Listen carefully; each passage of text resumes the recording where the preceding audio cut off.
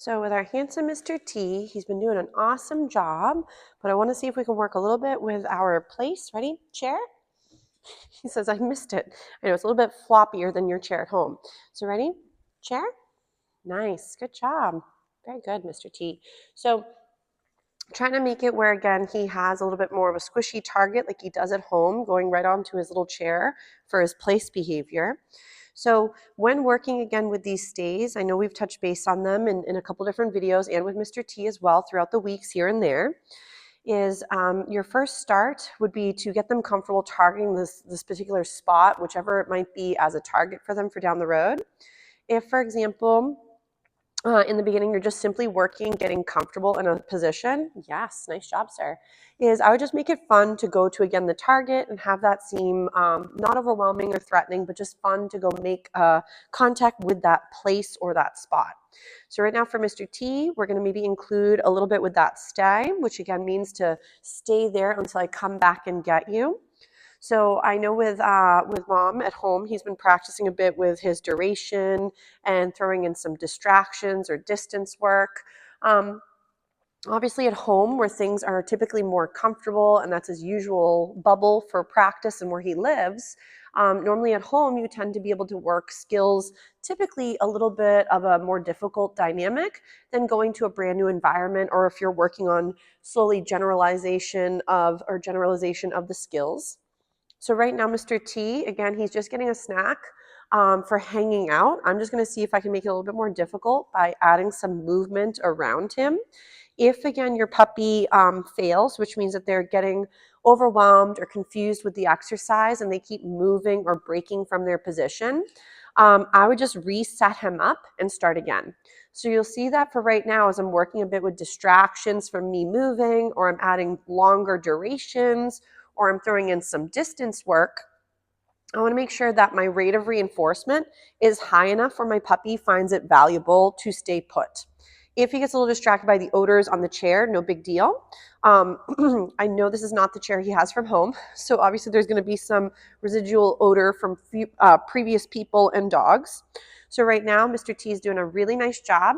Let's say, again, he's maybe going to start struggling. I'd want to maybe go back, feed him for his last little stay rep, pat the handsome guy and tell him he's all done, and then see if I can get him to hop off. So with the stay behavior, I tend to, again, only feed my beauties when they're in their stay. And this could be anywhere in the environment. Nice job, sir. But I want my puppies to start creating value that stationary positions in your stay is why you're getting reinforced. So always think of stay as in freeze tag with room service or statue stay. So again, I'm going to tell him to stay and just have him hang back for a moment on his little bed, and then feed him for rocking that beautiful sit stay. I, again, don't mind if he goes from a sit into a down to get more comfortable and then hold that stay position. If you know he's going to eventually, though, go into a down, I normally would then just recommend start him off in a down and go from there. So again, right now he's doing a really nice job holding his sit stay. So again, I'm going to try and add a little bit of more difficulty by moving around him and doing a little bit of a circle. And I don't mind if he adjusts to sort of see where I'm at, sit, but I want him to stay in the spot. So again, not the biggest deal if he wiggles a bit, but I don't want him breaking from the position. So if he's having a bit of a harder time, I might regain that sit. And again, tell him to stay. And if, let's say, moving around him is too difficult, I might do a little bit where I back away. You do want to try to keep your movement to be more neutral or normal. So what I mean by that is a lot of times we become almost like robotic as we're trying to move away or approach the puppy when we're in deep thought, trying to keep them from breaking from their position. I tend to like to just meander and walk at my usual gait. As they become more comfortable, you could start to do more funny things like bend over to tie your shoe for pretend, or you could go and sit in a different chair of your living room while he's sitting in his little spot, or you could go and all of a sudden drop an item. So I'm not trying to say to startle him, but maybe by accident we drop our keys or we drop a couch pillow off the couch and see if Mr. T can hold his position while that distraction happens off on the back burner. This is very pretty. So again, I'm going to feed him. and I'm going to tell him all done. I'm going to pat the handsome guy if he doesn't like touching. So like if your puppy wasn't a huge fan of being touched, you could just simply say all done, release, finish, whatever slogan you'd like, and you could just do a hand signal. So I almost do like finished or whatever works for you guys. And then again, I go and get my puppy from that spot and we leave the spot together. Ready, Teddy? So I'm going to go get his attention. Ready? Chair? Nice, good job. Smart man. So right here, I'm going to feed him for even just placing. I'm going to tell him again to stay. If again you're using different hand signals, perfectly fine. Ready, Teddy? Sit. Nice, stay. You just want to make sure that whatever slogan or hand signal you're using, you just keep it consistent within the household. There are so many different options or different visuals that people pick that made sense to them. So the main goal is just you're not having multiple different behaviors or skills or cues on the same hand signals or same words, because then that starts to get confusing. So this is very nice. So again, we're just working a bit with this lovely stay on his dog bed. He's doing a really nice job. And I don't mind if he was looking at other things. If he decided to, again, let's say he got really distracted, there was a noise in the building and he had a hard time.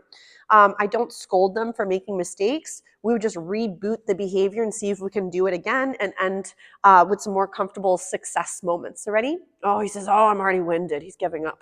So when you're practicing with your puppies, it is towards the end of the day for both the lovely men.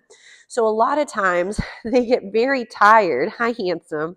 And them being part of the learning process is really important. So just like with anything, if you don't want to participate, but someone's forcing you to do something, it's not going to feel fun to you, nor will you want to retain the information or have good associations with that person or the setup. So if Mr. T doesn't get a chance to say, you know what, I'm not feeling it, or I don't understand, or this is not really comfortable, then the problem is very one-sided and it tends to then ruin the relationship or ruin the setup and the learning. So always remember that he's going to be part of the process as well. And at times, he may not be feeling it the same way we sometimes wake up and don't really feel like doing certain things or skills. So ready, Teddy, we might try again. Ready, bed? Nice, good job. And so if in the beginning you're having awesome success, great. Make sure to keep those sessions short and sweet like we've mentioned, because for a lot of the pups, working lots of big chunks of time tends to be really hard on them, and your success rate may not be quite as beautiful if you're doing big chunks. So it's really pretty for Mr. T. So right now I didn't apply this day. I'm just going and making it fun to be on his target. I'm not adding tons of distance. So remember that at times you're going to have to also lower the criteria to make something easier than you once thought it had to be. And sometimes from day to day, because training is not linear, you might sometimes have to do training where, again, you're right next to your pup. Other times, maybe you have to increase the rate of reinforcement as you're hearing weird things off in the distance. So allowing your babe to also be part of the process, and then you start to learn body language, you can then start to understand, my puppy's saying this is a little bit too hard, I don't understand, or I'm stressed, and that's the reason behind him not being able to perform the skill or the behavior. So remember that, always think of behavior as communication. So if, let's say, your puppy is at times unable to perform a certain task, are they feeling tired? Do they understand the skill in the first place? Have we shown them how to be correct versus just getting agitated when they're wrong? And then, of course, if your babe is getting fatigued, a lot of times behavior starts to fiddle out. So definitely make sure that you're figuring it out from both sides, so that way you can both be successful and have a great time while training. So Mr. T says he might have to go out for another potty, but I think in general, both the two beauties are doing a very nice job for their day today at Doggy Day School. It's a nice job, Teddy. We'll call it a day.